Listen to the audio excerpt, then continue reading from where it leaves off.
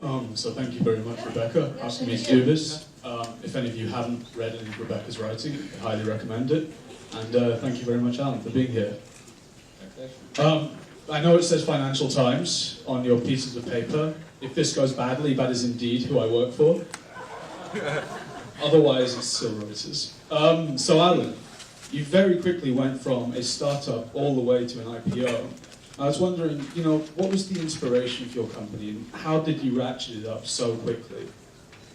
Well, I think when I started Lighting the Box 7 years ago, we always had one mission, which wanted to be the powerhouse of cross-border e-commerce. Before the IPO, we started to do the prospectus and roadshow slides, and I actually brought back my first slides when I tried to raise the Series A, and surprisingly, actually, I found nothing changed after 7 years. Every word was still there. We had one mission, one objective. The only thing changed was the company grew bigger. But I expect 10 years from now we'll do the same thing. So really, I think if you think about the world product today, how many of them are actually available for world customer? I don't know the number, but my guess is would be a very small single digit. And how many of those products potentially would be interesting to consumers globally? My guess is it could be 20%, 30%, 40%. I have no idea. But I think just by kind of introducing those, product to global customers, it's not going to be a 5-year journey or 10-year journey. It's probably going to be a 100-year journey. So that's what Lighting the Box is about. And if you think about, 1,000 years ago, China built the Silk Road to the Western world, and the Marco Polo came to China. And then, the Italian learned how to, make pizzas and spaghettis. And then you think about, this is really actually already happened in the past 1,000 years. So that's what we are here for. The only difference is we are just leveraging internet, a new tool, or maybe mobile internet, and I'm sure we're going to leverage many other new tools in the future, but we just want to, connect the world people with the world product, and that's our vision. And talk about how fast we got to IPO. Actually, I don't think we are really that fast. From the day we start to that IPO date, we took about 6 years. I know the record for the Chinese company going to US IPO, the record was 28 months. That was the Hongzhong.com. But I think the important for a company is not about how quickly you go to IPO. I mean, going to IPO is like, you only go to college. There's still a lot of chance you're not going to graduate.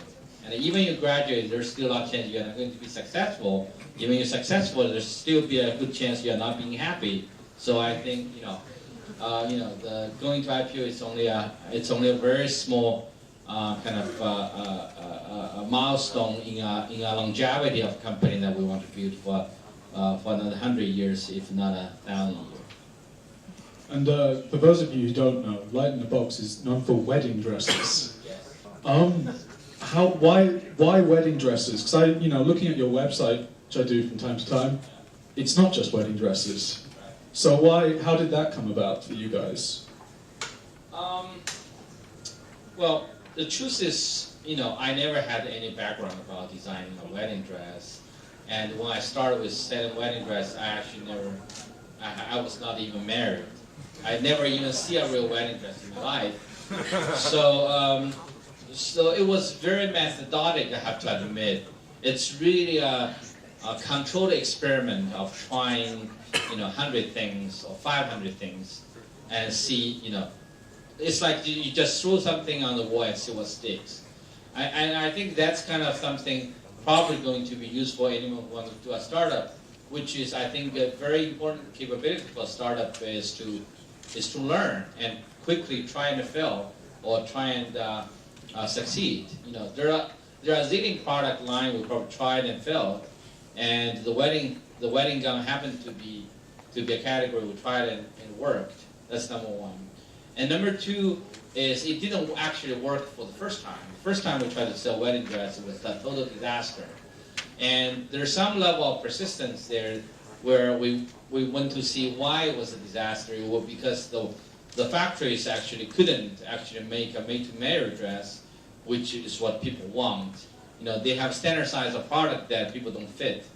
So what we did, instead of just walking away, I think one thing you definitely want to walk away if you try something and if there's not a market, you should really quickly walk away. There's no way you're going to create a market.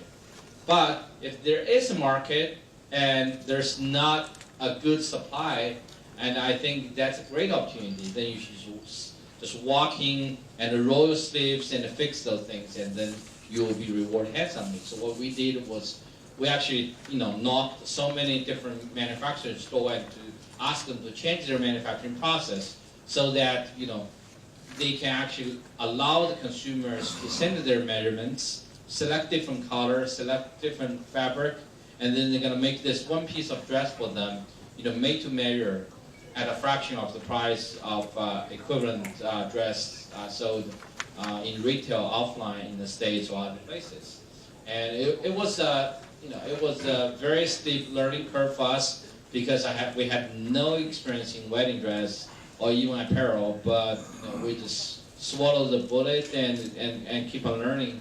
And then we became one of the largest wedding dress selling company in the world, and which is it's something I never thought of. And how important, when you kept hitting those hurdles and stumbling blocks, how important was the support of VC and PE and kind of your backers during that time?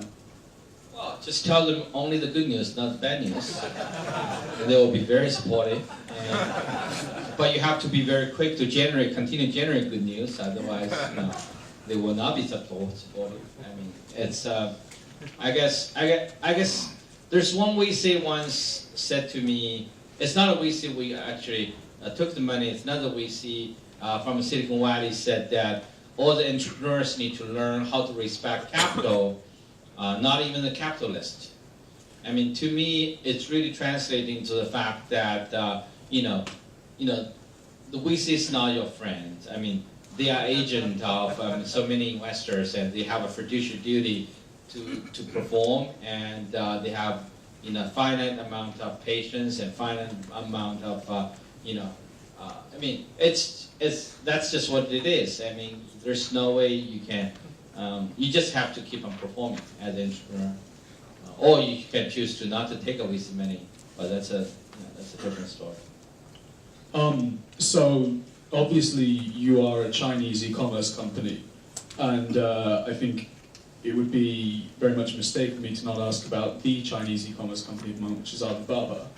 Now, Jack Ma, whose every single word and uttered and written I have to read as a journalist, he said, some quite outspoken things about investors recently, and about how first a company must serve its customers, its employees, and third, its investors. I was wondering what your kind of take on that is. 店大欺客，客大欺店, right? If you're Alibaba, there's so much money piling waiting for you to take, and then of course you have that lecture to choose at the moment. But I think also you have to remember that there's so many companies in the past that had that moment, like honeymoon moment, but then that won't last forever. There's some point that people won't. I mean, Groupon is a great example, a great, very recent example. So I guess it totally depends on where you are and how long you can carry on that and continue to perform. So I think now it's fair for him to say anything he wants, and that's just a fact. That's just another supply demand thing. And you guys are very much an international company. You have, is it almost 30 different languages? 27 different languages. 27 different languages.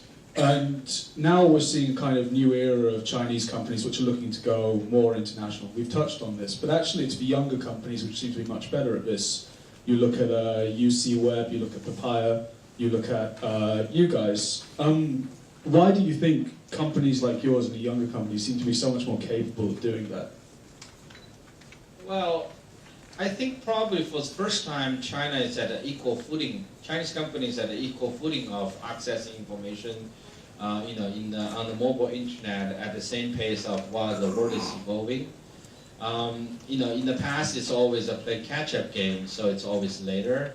And secondly, there's definitely a critical mass of talents that has been nurtured in the past 15 years by the PC internet. You got so many successful companies who understand, a lot of transferable skill sets and the essence of the business.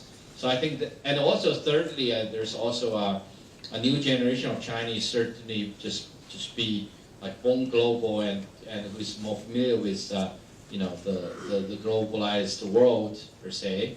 So I think all the things are really happening just coincidentally at the same time, and then that gives new Chinese companies a lot of opportunity to become globally successful and even dominant.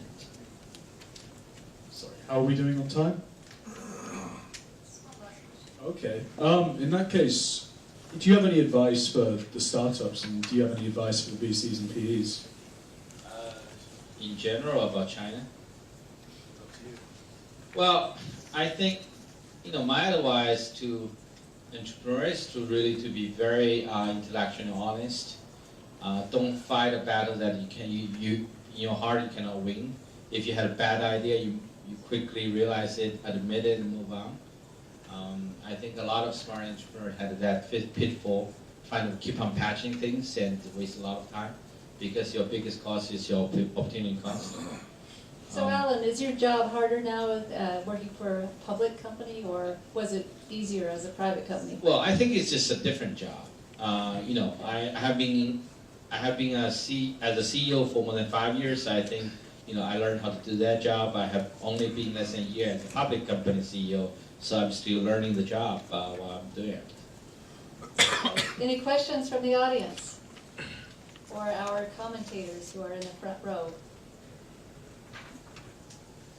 Okay. All right. I guess he did such a great job. Paul did such a great job also to stay